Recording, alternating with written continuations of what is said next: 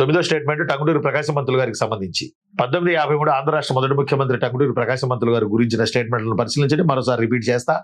ఏ option లో నా జీవిత యాత్ర పేరిట ఆత్మకథ రాశారు. ఇందులో 4వ చాప్టర్ని విశాఖ ఉక్కు ఆంధ్రుల హక్కు అని చెప్పిన పోరాటం చేసిన తెన్నేటి విశ్వనాథం గారు పూర్తి చేశారు 4వ చాప్టర్ని.